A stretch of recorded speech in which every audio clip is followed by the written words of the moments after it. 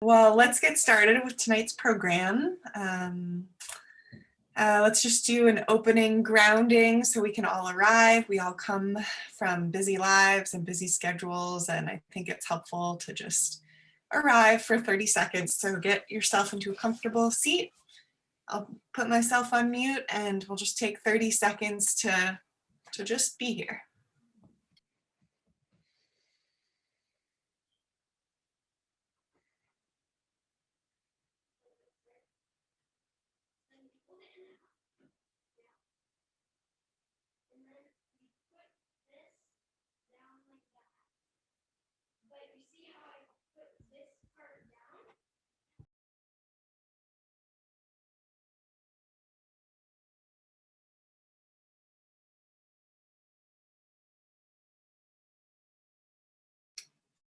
Great, thanks.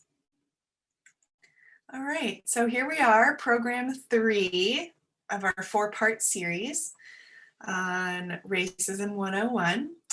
And this is a collaboration between the Racial Unity team and the Robinwood Center. I'd like to thank Cambridge Trust as our sponsor.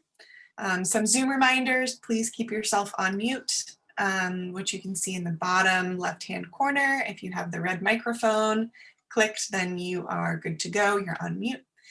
We'll be doing some small group work, so you're all on video, so it looks like you're all prepared for that.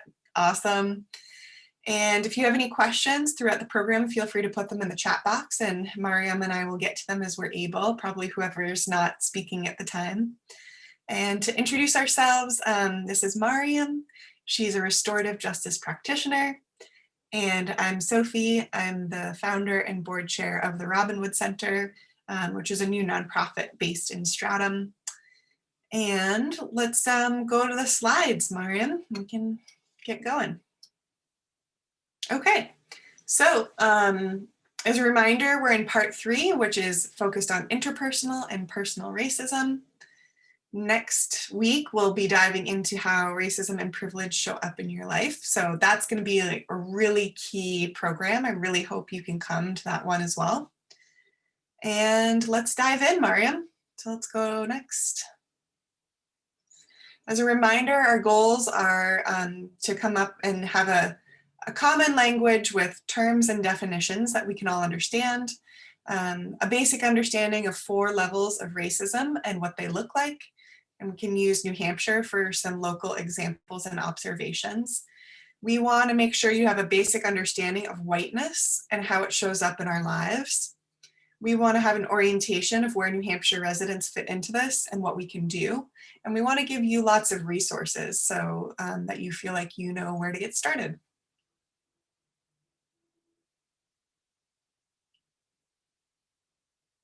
Mariam, you're on mute. Yeah. My children are being loud in the back, so I'm trying Okay. to. So I think before we move to the next slide that's reminding us around our guidelines, I want to just tell us a little bit about what we're going to talk through today, so you have a sense of where we're going just for today as we're talking about this. So we're going to look first at the personal and looking at how do we know, or what does it mean that we may actually be, because we live in a really racist culture, that there's ways that we are constantly taking in racist messages. And so where does this live inside of us is the first piece. We're going to watch a couple videos that might help us understand that a little, and then have a small group conversation. And then we're going to move to the interpersonal. And we have found some very local examples of ways that interpersonal racism shows up here in Exeter. And we're going to look through those. And we're also going to watch a little video from Robin DiAngelo, and she talks about how does this stuff show up both personally and interpersonally, and what is this idea of white fragility, which maybe you've heard, and how does that sometimes show up as interpersonal racism? Because when we get called on doing or thinking or saying something racist, the way that we respond to that is also another way that interpersonal racism shows up, sometimes by being really defensive. So we're going to go through that that video, and then have another small group, or we'll see, maybe we'll do it all together depending how many people are here, conversation about how do we see some of that stuff showing up either around us or in us. So just so you have a sense of what the flow is for today. And then if we can just remind ourselves, this may be, I find these to be particularly important when we're looking at how does this show up very much inside us, because it's easy. Sometimes this is the hardest one to try on. So I'm going to really have us focus maybe today on the try on guideline, that even though your first reaction may be there's no, I don't do that, or that doesn't exist in me, or I would never do that, to try on this sense that maybe this stuff, we do play a role in this. Maybe this stuff is in us and is coming out of us sometimes. So, and again, it's not okay to blame, shame, or attack ourselves. It may be, or others. But I think when we talk about this stuff, for me, the self is the one that sometimes gets it when I'm really looking at how this stuff still lives inside me, even though I don't want it to. And then another big one I think for today is going to be aware of the intent and the impact of our actions, because sometimes our intention might be really good, but the impact, we're going to look at that a little bit today, is how come sometimes the impact is really harmful to people around us, even when we have the best intentions around what we're doing. So I'm going to remind us of those and kind of highlight those specific ones for today. And then, did you want to do these definitions, Sophie? Sure. So as a reminder of our definitions, interpersonal racism, we define as racism based on personal interactions, such as someone using the N-word. And this is usually the form of racism that most easily comes to mind. And we'll actually dig into why that is later in the program. And personal racism, which is the internal bias that we all hold, that people of color have certain qualities that are inferior to white people. So those are the definitions for this evening. So to kind of frame this a little bit, we were going to watch two pretty short videos. These are both videos that recreate the famous doll study that was used in the 1954 Brown versus Board of Education Supreme Court case. And so basically what it's doing is it's asking children what sort of qualities they associate with different dolls based on the skin color of those dolls. Or you see that now there's sort of an updated version that was done in the US recently that's just showing like, what are these internal assumptions that we make? What are these connections we make? What are these, how do we think about people with different colored skin? And what does that relate to the qualities about them or their value? So we're going to look at two videos. One is going to be looking at, is a US based, and it's really looking at, it looks at both white and students of color and how they think about this. How do they identify certain characteristics based on skin color? And then the second video is shorter. It's actually an Italian one. And to me, it really looks at sort of internalized racism as well. So not only are white children getting these messages, but what does it mean to be a person with brown skin who's getting these messages that you are somebody who is labeled a certain way? And what does that look like? So we're going to watch both of those to look at both the sort of externalizing assumptions we make, but then also how do we internalize these messages for both white people and people of color. So I'm going to go ahead and get to this first video, and please excuse the ad. That's gonna play for 1 second. Hi, I'm Shiza, co-founder and CEO at Our Place. Hi, I'm Zach, co-founder and COO of Our Place. And now we Anderson Cooper, AC 360, CNN weeknights 10 Eastern. There are lots of different colors for skin. I have questions for you about these pictures of different children. After I read the question, I want you to point to the picture that fits the story. Are children colorblind in America? Show me the smart child. Show me the mean child. Can you show me the dumb child? Show me the nice child. Is bias measurable even at an early age? Why is she the bad child? Because she's black. And why is he the ugly child? Because he looks like he's white. Why is he the dumb child? Because he has dark brown skin Why is she the bad child? because she makes fun of everybody else's skin color. How much do kids learn from what they see and hear from adults? Show me the child who has the skin color most adults like. And show me the child who has a skin color most adults don't like. These are questions that we, along with CNN's Soledad O'Brien and a team of psychologists hired by CNN, spent months investigating through tests, interviews with children and their parents. But they're questions that have been asked for decades. The first doll study ignited controversy in the 1940s when psychologists Kenneth and Mamie Clark pioneered studies in the effects of segregation in schools by asking African American kids to choose between black and white dolls. The so-called doll test found black kids overwhelmingly preferred white over black. Those results were at the center of the landmark 1954 Supreme Court case, Brown versus the Board of Education, that desegregated American schools. Now, with the first African-American president and nearly 60 years after segregation was overturned, we wondered, where are we today? How do kids see differences in race? What we discovered might shock you, but first, how we got there. Skin color, child skin color estimate. Okay, yeah. We asked renowned child psychologist and University of Chicago researcher, Dr. Margaret Beal Spencer, to design a pilot study for CNN and analyze the results. Our children are always near us, because we're a society. And what we put out there, kids report back. You ask the question, they'll give you the answer. Spencer's team tested more than 130 kids in 8 schools with very different racial and economic demographics. Half of the schools were in the North, half in the South. Oh, nicely done. Well, the country is much more diverse today than in the 1940s. The children in this project are from 2 age groups and 2 races, white and black, to better allow comparison to the original doll study. 4- and 5-year-old children were asked a series of questions about these images. 9- and 10-year-old children were asked questions about the same images, as well as this color bar chart. The tests led us to 3 major findings. First, white children as a whole responded with a high rate of what researchers call white bias, identifying the color of their own skin with positive attributes and darker skin with negative attributes. Show me the dumb child. Dumb child. Okay, why is she the dumb child? Because she has black skin. Show me the mean child. Why is he the mean child? Because she's brown. Show me the bad child. Why is he the bad child? Because she's black. Okay. Show me the ugly child.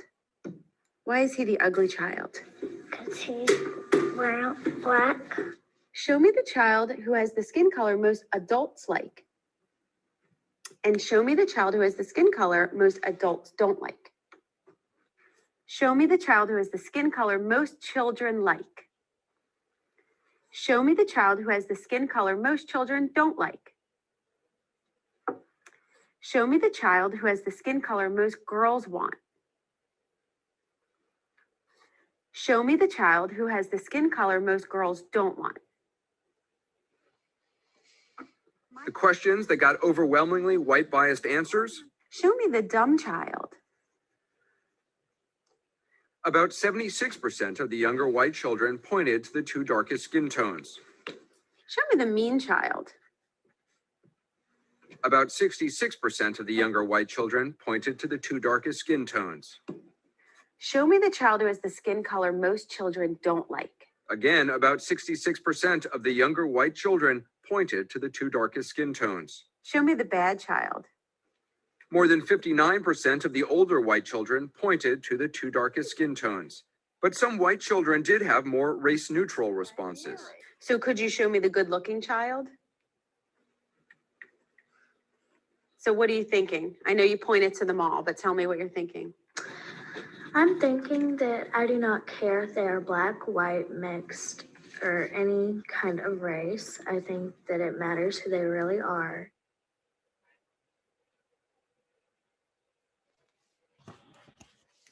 Okay.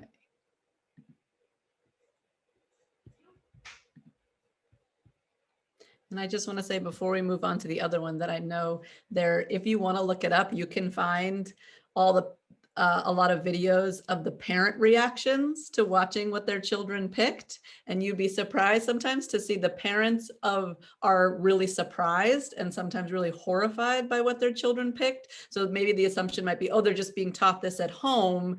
But really a lot of the parents would have no idea their children would think this. So I think there's something more than, they're not being taught explicitly necessarily. They're just seeing this all around them. And this is the messages that they're picking up. So now we're going to just watch one more.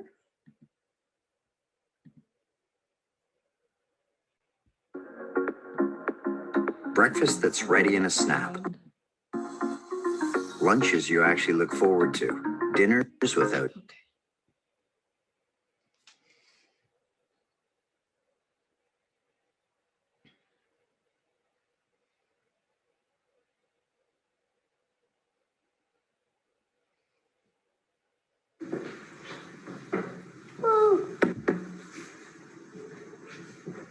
Quale bambola è bianca?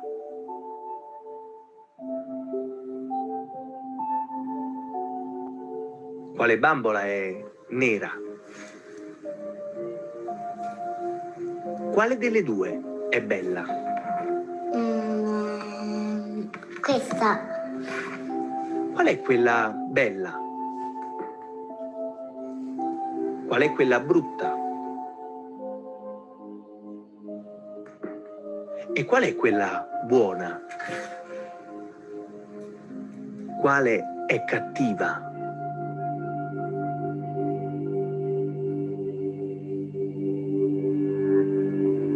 Qual è buona?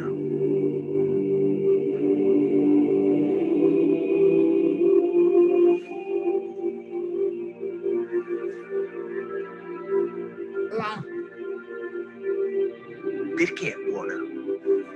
Perché ha gli occhi celesti. Quale è cattiva?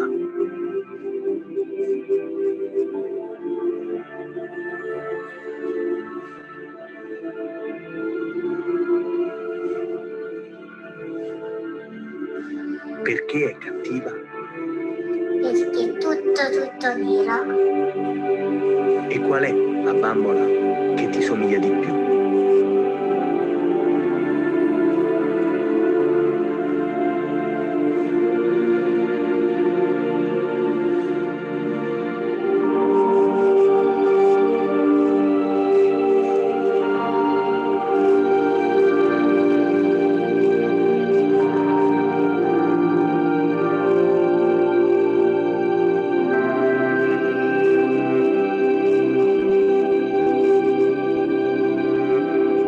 Quale bambola è nera?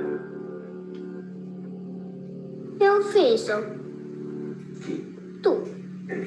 Perché mi hai chiamato nero? Perché ti offendi? Mi offendi perché altri bambini mi hanno offeso con cattiveria. No, io non ho usato nessuna cattiveria. Quello sto mi sta guardando storto.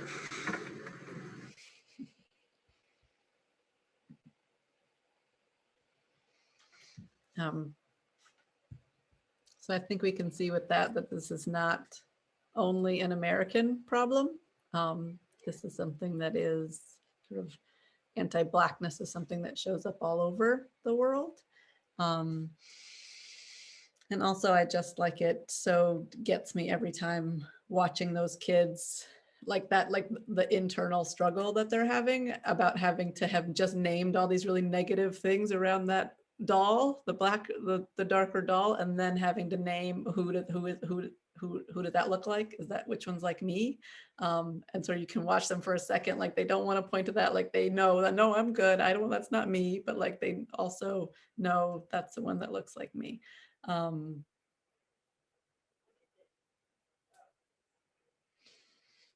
So yeah, I think that kind of points out a little bit for us about even from a very young age when we may think that kids are totally innocent or that this stuff is these messages are strong and they're loud and they're clear and they're consistent.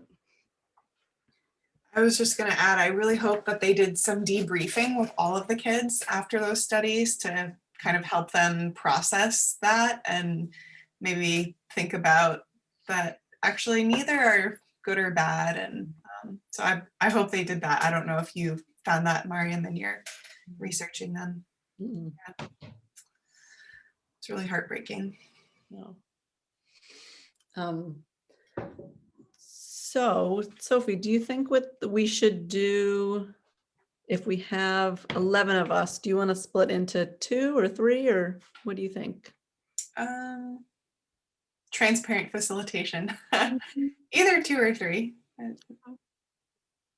Does anybody have a preference? You can hold up your finger. 2 or 3 groups. Do you like smaller groups? Jonathan's doing 2. Anybody else? Tanisha says 1. We should all do it together. Ooh, bold. Okay. Well, we did have 20 minutes allotted for this next conversation. I'm worried that if we stay all together, we won't have time to answer all the everybody won't have time to answer all the questions. So I think we should do, let's do, let's see, let's do 2.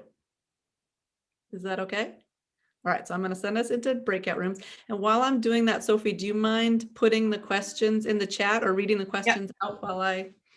Yes. So the questions that we'd like you all to answer are, what were the messages you received about race growing up? What's the first time you realized you were part of a racial identity? And are you able to identify any racial biases in your thinking? So those are the 3 questions we would like you to process in our breakout groups. And great. Oh, there's another person. So I'll put those in the chat box. And then for our facilitators, Courtney, Pat, and Jonathan, I don't know, I guess we could just see, you can toss a coin for whoever's 2 of you in the group, or you can co-facilitate if there are two of you in one group. I disappeared. I can't find my picture. Oh, you're still there. We see you. So we see you. Not on my screen. Okay, so those are the questions. I put them in the chat. Great. All right, so I'm going to go ahead and open the 2 rooms, and if people can join those. And if we have somebody who just joined. Yes. Kathy, are you there? Yes. Kathy, are you able to join a breakout room right now? Sure, I'm going to try. Okay, I'll put you in one then. Okay, hold on. And that way. Okay, that looks great. Okay. All right, see you all in 20 minutes. Mm-hmm. Mariam, did you have as packed of a group as we did? We did. I'm sorry, I just ran away. I keep doing that when I try to send the message for the breakout room, then I just accidentally leave. So I'm sorry that I left. Yeah. Yeah, we lost Tanisha. I think too, like, I think it's important for us to name, Sophie, that in our original iteration of that plan, that what we were going to do was to offer separate affinity spaces so that people of color didn't necessarily have to listen to all the biases that people hold, you know, like that there's parts of that conversation that are sometimes helpful to have in separate spaces. So we didn't do that this time because of the small number of people, but just so that people would have that in their head, that having those sort of conversations, subjecting people of color to have to listen to this over and over again is sometimes not what is fair or they're interested in. So anyway, just thought it'd be fair to name that was part of our plan. Sophie, is there anything you want to add or name before we go on to interpersonal? No, I think that's great. Yeah. Let's keep diving in. Yeah, so we are going to keep moving. Thank you all for your reflection and thinking about your own journey through your own racial identity, and then also recognizing where these ideas still show up for us, which is hard to admit, but important if we're going to keep growing and learning and being able to challenge those ideas when they do come up. So we're going to move into thinking about interpersonal. And so what we did was we actually have collected, I'm not sure how many of you have seen that there's a bunch of sort of on Instagram, a bunch of pages that have come up recently from different elite institutions, Black at whatever the institution is, and people have been using this forum as a way to kind of express and name different ways that they have experienced racism at these different institutions. So Phillips Exeter Academy has one called Black at Exeter, and I wanted to just take us through a few of these public comments that have been made by students there. And they talk both about what it feels like sometimes to be in the town of Exeter, what interpersonal racism they're experiencing there, and also in their school community. So I just, this is a way for us to get a sense of what is happening right here in our town around this, so that we can get a sense of where are things going wrong right around here. So I'm going to share my screen again, and I have a few slides here. So we're just going to go through these and just kind of take it in, and then we're going to give people, again, you're going to have a little bit of a chance to process together. So let me.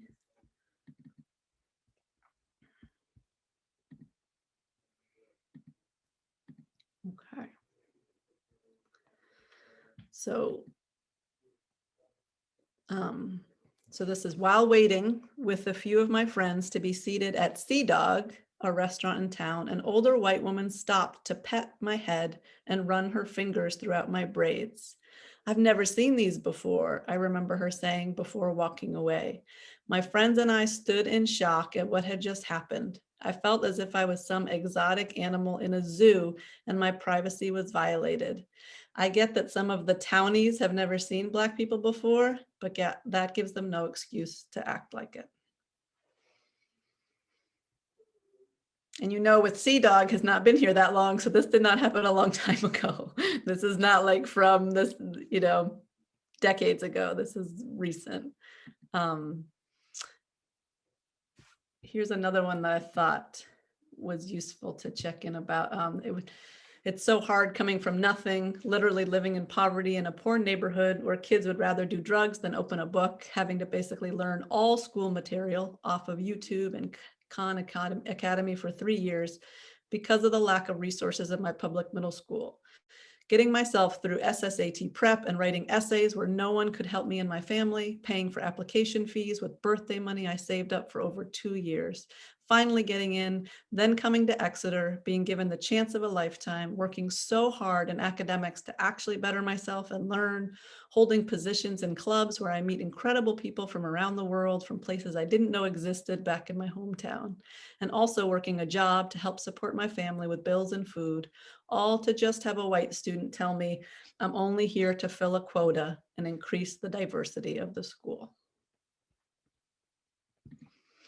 I think that was one that we named when we were talking about interpersonal racism, and this assumption that somebody doesn't deserve to be here, that you got in because of affirmative action, or that you are, right, you don't really deserve, and you're taking someone else's spot, like somebody who really deserves to be here, you know, an unnamed white person who actually deserves this spot.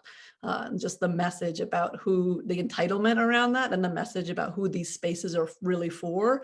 And that message of like, you know, you don't really belong, how much. When I was in Mr. Holcomb's class, we were reading Shakespeare's Much Ado About Nothing. He wanted us to watch a PBS version of the play that happened to be an all-Black cast. He made sure to inform us of this every time he spoke of the play. He would say, we're going to watch this PBS version that has an all-Black cast, and it's actually really good, as if the fact that they're Black makes a difference in their acting. I didn't know if I was the only one who noticed, so I asked a few classmates, and they all agreed with me. And I think it's just interesting too, like how much these assumptions that we probably think we're so good, or we're trying to hide them, that we have these racist ideas, and they are so obvious and they're so out there, and everybody can hear them and see them. And we spend so much time trying to be like, how can I make sure nobody ever thinks I'm racist? And like, we are in a lot, you know, it's out there. I thought this was I think this is the last one, but I thought this was another one just to talk about what it feels like in this community. I don't really know what, but I wish something could be done about racist acts from townies. I mean, I don't know how to explain the constant anxiety about walking around in your own neighborhood when you're 14. Things thrown at you, cars accelerating like they're going to hit you, then groups of men laughing, hate slurs. Some people might get used to it, but I'm still afraid. My heart still jackrabbits. My left hand always shakes after. In move-in day prep year, a man yelled at my mom to go back to where we came from. We are not immigrants, not that would make it excusable. When we had gotten lost, only a few streets from PEA, I was shocked, but I thought it was an isolated incident. She told me that there will always be white people in towns like these who resent Black kids for excelling, for succeeding, and they will never treat you with respect. I thought she was just applying her mindset from college in the 80s to now and didn't believe her. But now I know she was right. But now I wonder if she was right. So I think that's, I'm going to stop sharing for a minute, but I think that's also such an interesting point of like, and I know like Ta-Nehisi Coates talks about this in his book, Between the World and Me, about what does it mean? Like, what's the toll that it takes off your life to have to be that anxious, or to have your stress hormones have to be elevated like that, or the amount of energy you have to spend thinking, was that racist? Was there a racial overtone to that? Was that because I was Black? And like, it's like, I think he talks about it as like an hour extra every day that you're working, or it's like I mean, that much time and energy that you're spending. And it just really breaks my heart to think of these kids who are walking around our community, our town, and this is what they're experiencing. This is what they're feeling here. So do you think we should do, Sophie, do you think we should do the podcast, or should we move forward? I'm wondering if time-wise we might want to move forward and send that to folks in the follow-up email. I think so too. So there's a great podcast that we're not going to show right now, it's actually a woman who's on the select board in Exeter, Lovey Olaf, and she has this awesome podcast called The Podcast System. I can just put it right here, the name of it, and you can find it. But she I think it's the episode, like the Juneteenth episode, I think, where she lives in Exeter and she just tells all these stories about sort of interpersonal racism that she's experienced while living here, which I think is powerful because it's recent and it's very local, and it's kind of what's happening right here in our town. Okay, so there's that. Okay.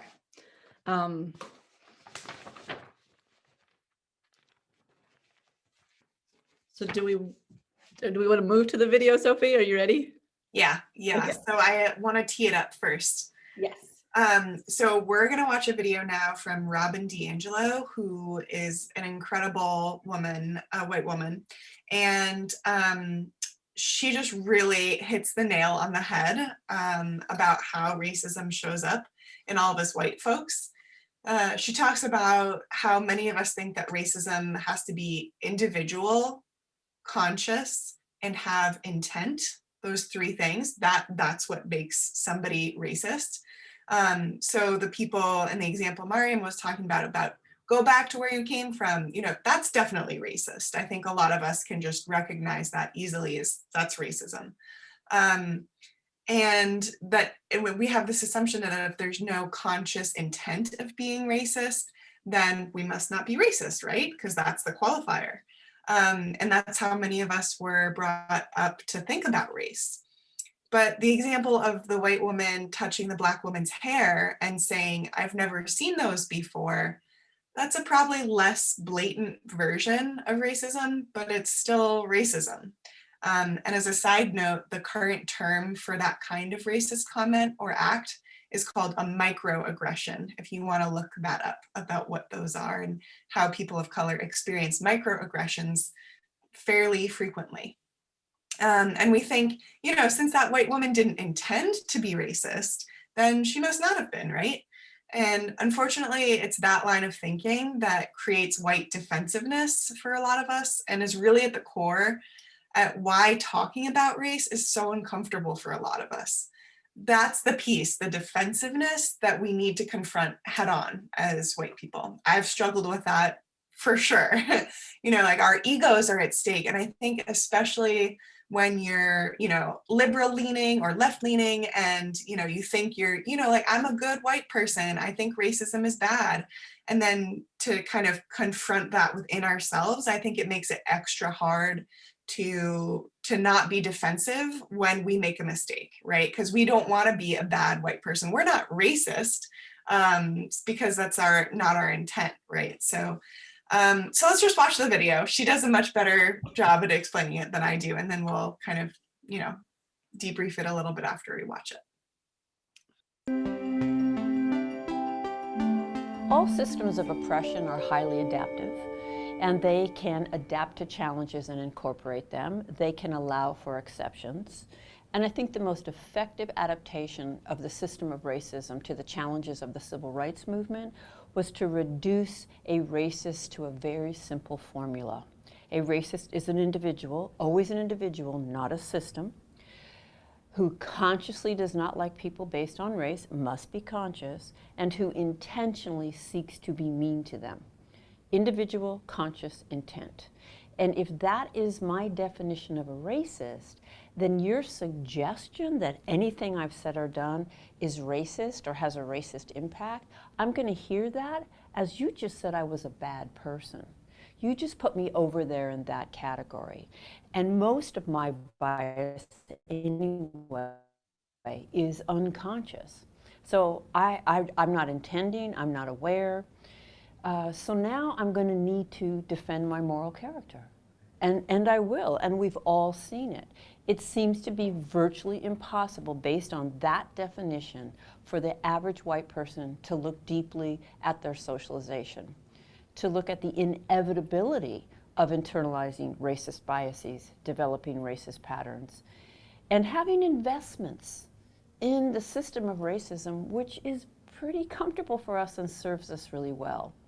I think that definition of a racist, that either or, what I call the good-bad binary, is the root of virtually all white defensiveness on this topic, because it makes it virtually impossible to talk to the average white person about the inevitable absorption of a racist worldview that we get by being literally swimming in racist water.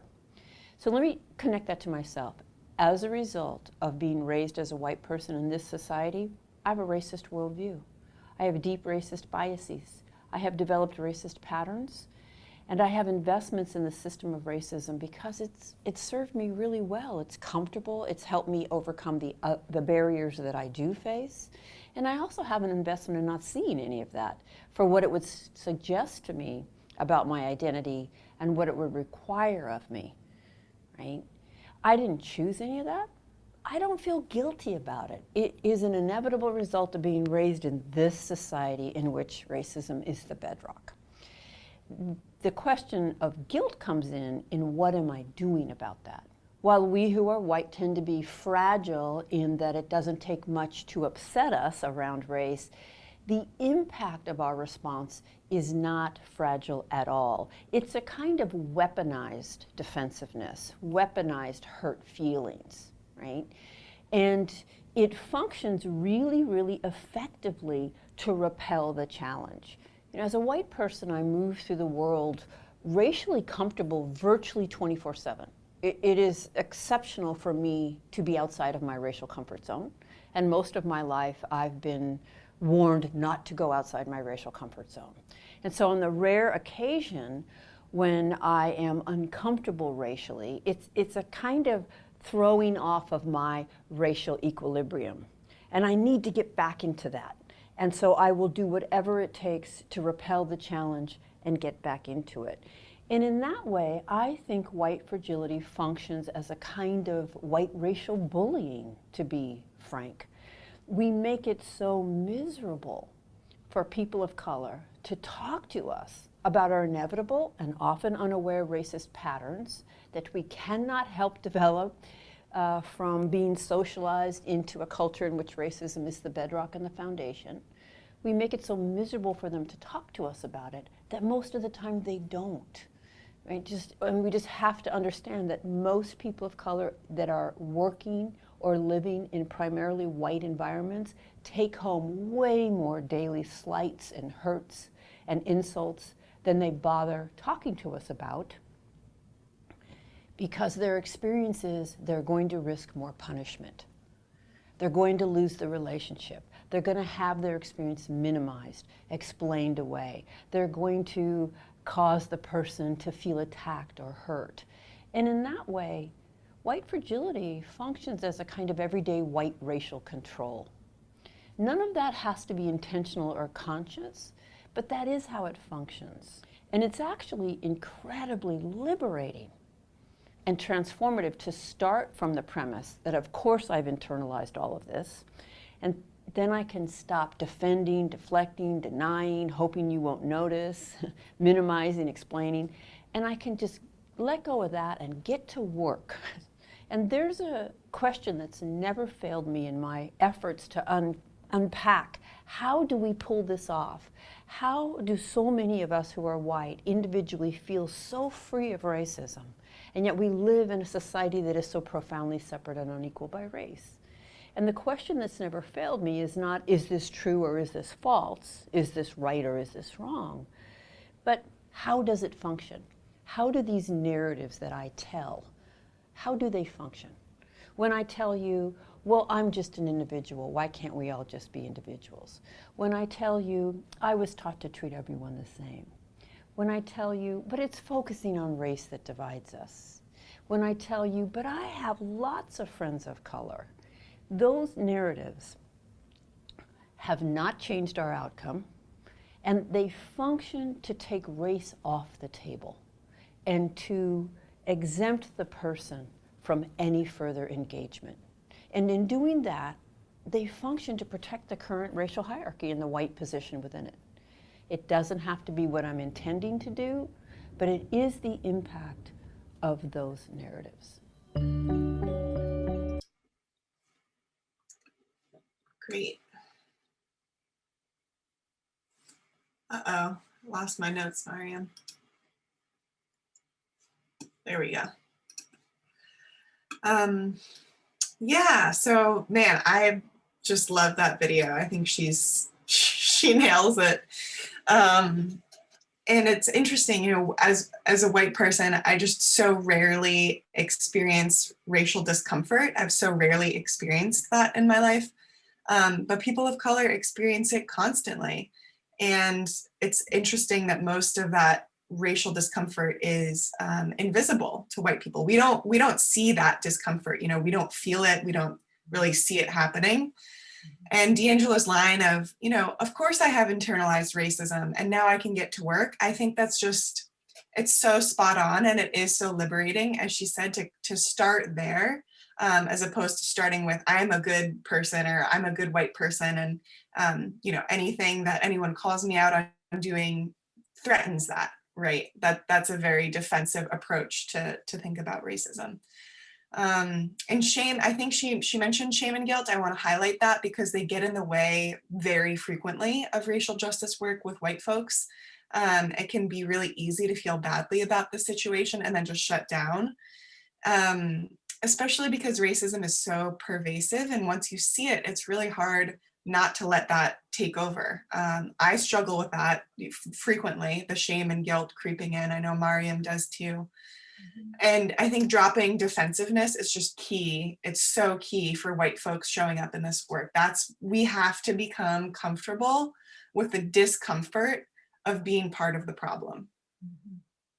And so one thing that you can say to yourself, I can put this in the chat box, that I say to myself is, even though I don't want to, I hold racist biases.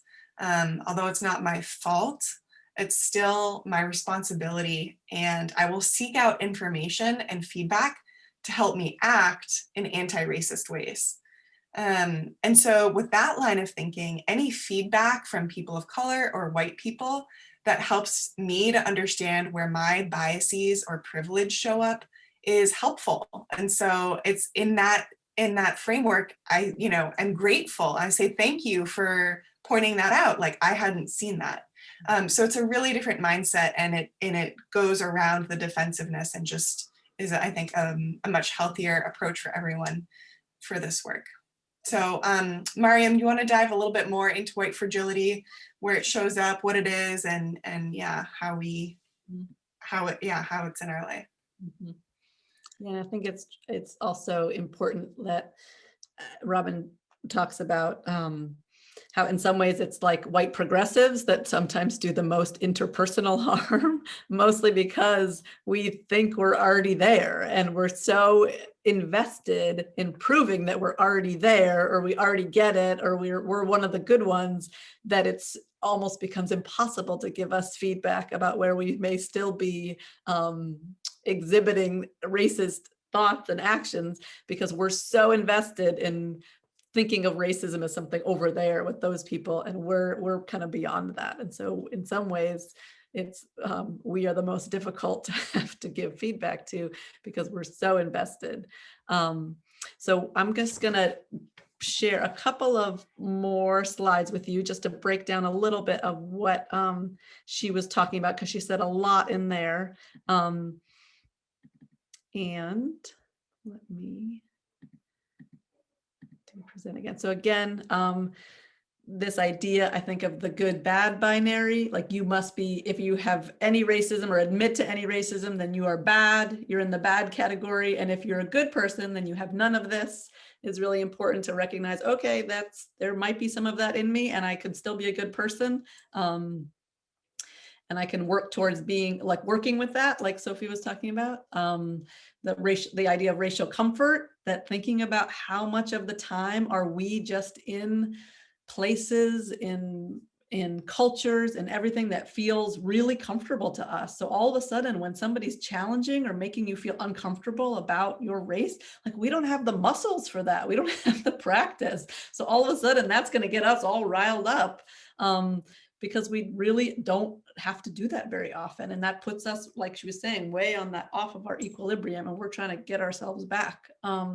Again, being defensive about feedback, hard to accept sometimes that difference between intent and impact, because we're so invested in, if I didn't have intent to do that, then how could I be held responsible for the impact? I'm not a bad person, so how could my impact have been so negative? And feeling like the critique of that is that I'm bad if something I did had a bad impact on somebody, and trying to separate those two things out. And then again, like make it so difficult for people of color to give us feedback that we just don't ever have that conversation. So, like she was saying, like people of color who are constantly receiving these microaggressions, but we don't even, as white people, don't even necessarily hear about it in our workplaces where we might be, or in the schools where we are at the time. Because to give us this feedback would be so, we would probably become so defensive, and it would become so difficult, and that maybe that person would get labeled as the troublemaker or the complainer or playing the race card or whatever it would be. It's just that like the repercussions are too great, because oftentimes white people are not able to take that and then use it productively. We have to figure out how that must be wrong, because we could never be somebody who's in that category of racist. And so we're just make that feedback so uncomfortable that it's not worth it for people of color to give us that feedback.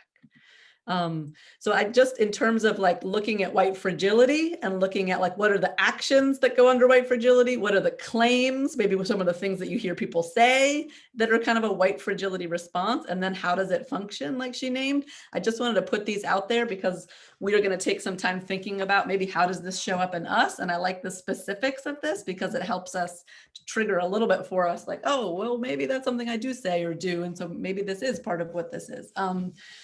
So you hear like this whole idea of like, I don't know if you ever heard the term like white women's tears, but people can become so upset at having been given feedback that something they did was racist, that all of the energy of the room becomes towards comforting the person who now feels so hurt that they've been named as doing something racist, instead of all of the energy of the room going towards the person who has been harmed by this racist action, or actually solving the problem of this racism in the room, that the white person becomes the victim.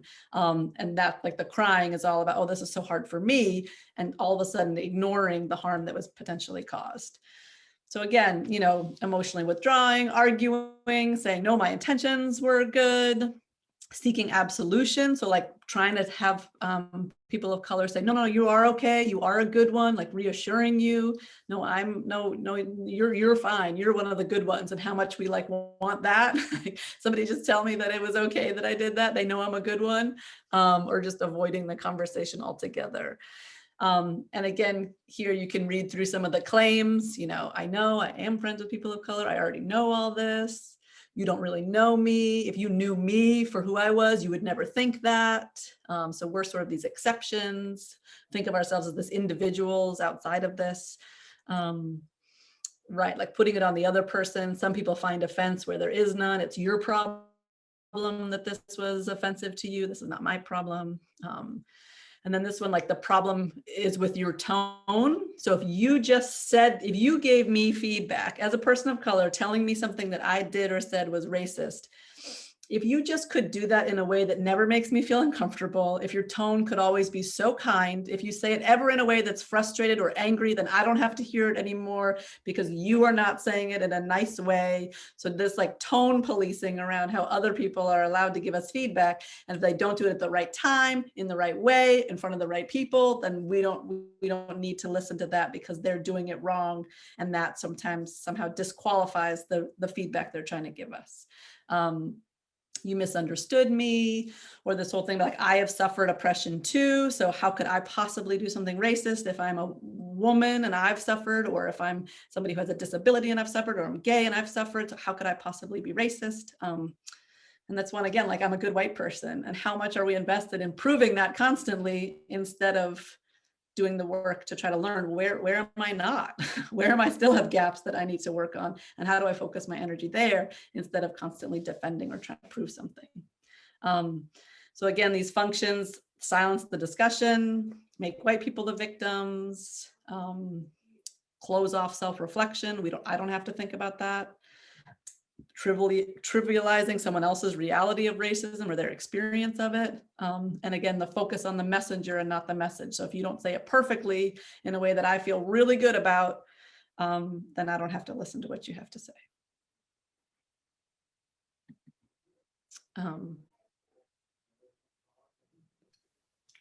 Yeah, so now we're going to dive into a pair share. We're going to give you 1 minute to go back to that other slide Mariam had up and think through, how does this show up in your life? And then we're going to get vulnerable. And in a pair share, we're going to answer the questions: if you identify as white, how do you recognize white fragility in yourself? Where does that show up? And if you identify as a person of color, how do you experience white fragility impacting your life? So let's go back to the first slide, take 1 minute, take down some notes for yourself, and then we're going to do pair shares. Was that 2 minutes? I feel like that wasn't 2 minutes. It definitely was. Oh my gosh. I know, it was so short. Ugh. Well, just more of that. And I think, we can all think about this tonight as we're going to bed, maybe think through what are the ways that it shows up for us. Yeah, that's it. That's the work. That's 10 years. You can spend 10 years with a therapist unpacking this stuff. So I hope you will. This is just the very beginning, and continue to unpack. So, yeah. I know for me, it's funny doing this. It's like, I always want to be one of the good white people. It's just there. It's like all the time. It just keeps showing up and showing up and showing up. And I have to be like, oh, okay. But yeah, that runs deep. So I know it still shows up for me all the time. Same. I want to be good. I want to be perfect. I want to be a cool white person. I want to be a woke white person. That's all showing up with me constantly. And I always have to check it. And it's just this continuous thing. Yeah. And I think one thing that's really important to remember, and that I think is like, so there's the whole internal work around like, where is this showing up for us? Where is this affecting how we're behaving, the way we're thinking, how we're treating other people around us? And then it's also true that like fighting racism is not a self-improvement project for white people either. And so there's also that piece of like, how are you making sure as you are analyzing and as you are thinking through, what is my contribution to this? Where does this live inside me? also, it's not about you being the best white person you can be. It's about changing systems and changing the experiences that other people have in the world. So I don't want us to think that you get stuck in this, that it's about you being the best version of yourself, which is possibly true. I think it's liberating for ourselves to free ourselves of these ideas, but that's not really the end goal. The end goal is really, okay, then, and this is what we're going to talk about a lot next week.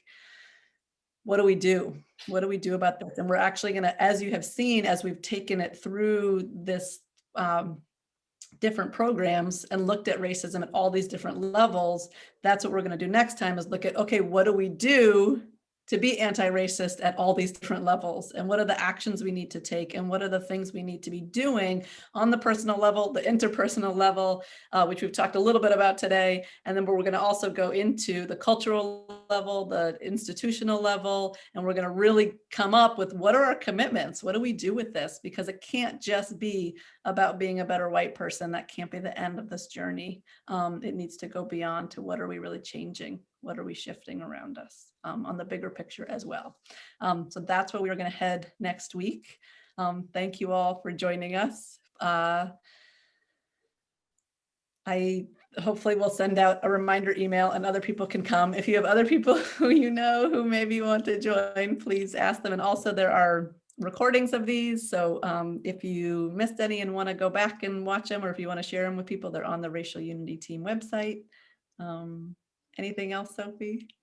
I think that's it. Yeah, I think we can close on time, and thank you all so much for showing up. I know everyone's really busy right now. There's a lot going on in the world and in our lives. So thanks for showing up. And I really hope you'll come back next week, because next week we're going to talk about what we can do, which is what we all maybe want to be here for. You know, like we have all this baggage now and it's like, oh God. And so come back next week and we'll talk about what we can do. What we can do. I just want to share that my head hurts. Good. Well, this is hard. Let's acknowledge this is hard work. And thank you for showing up, Roy. Thank you for acknowledging that. And if your head didn't hurt, then I think you wouldn't be doing it well enough. So my head hurts too. There's definitely growing. Yes. All right. Thank you all. Take care, everyone. Have a good night.